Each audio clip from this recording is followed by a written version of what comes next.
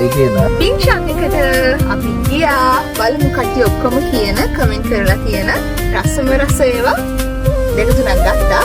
බලමු කොහොමද රස. මොනවද රස කියලා බලමු නේ. අපි මුලින්ම ගත්ත සන්ඩේ එකක්. මැංගෝ සන්ඩේ එක ගත්තේ. බලමු රස කොහොමද කියලා. ස්ට්‍රෝබෙරි මිල්ක් ෂේක් එකකුත් ගත්තා.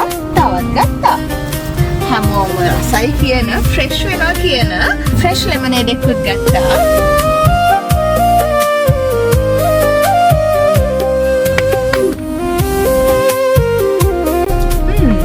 හොඳයි රසයි.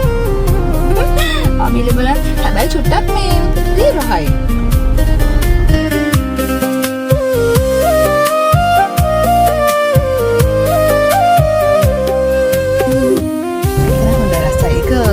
ෆ්‍රෙෂ් ගතියක් තියෙනවා. හැමම වගේ රසයි කියන මැංගෝ සන්ඩේ එක තමයි දැන් අපි ටෙස්ට් කරන්න බලන්නේ. වරක වීදමයි කටවලම කූල් වෙලා මේක බලව ගන්න. හොඳ මැංගෝ ටේස්ට් එකක් තියෙනවා. හොඳයි ඒක නම්. ඒක තියෙන්නේ. අයිස් තියෙන්නේ.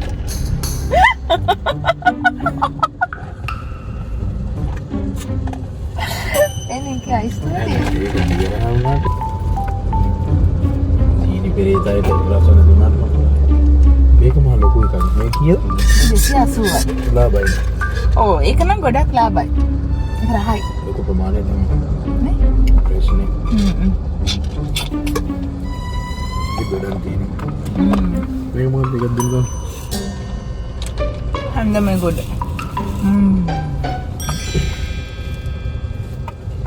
මේ අයිස්ද තියෙන්නේ? ඔව්.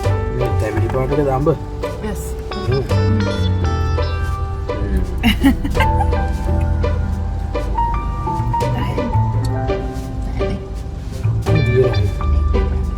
එකක් දීලා නේ.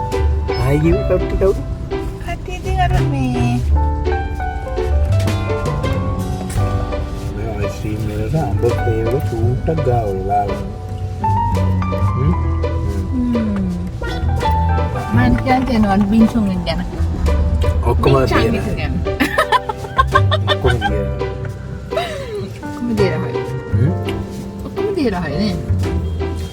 ඔක්කොම තියෙනවා. මේක තනිකර සුදු පාට අයිස්ක්‍රීම් එකක්. මේක මොකුත් නෑ නේද? මේ අයිස් එකත් මේ හරි දියරයි. අවුට්ලට් එකෙන් අවුට්ලට් එකට වෙනස් වෙනවද දන්නේ නැහැ. කට්ටිය කිව්වට මැංගෝ සන්ඩේ එක රහයි කියලා මට නම් ඒක දියරහයි. මේකත් සාමාන්‍ය මට්ටමට හොඳයි. ඉතින් මේ අයිස් එකේ ඒ අයිස් රහවත් නෑ නේ හරියට. කී රහක් නෑ නේද?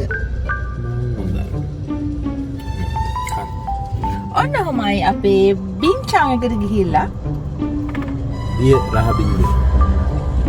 නේද දාන්න බෑ. හරිද?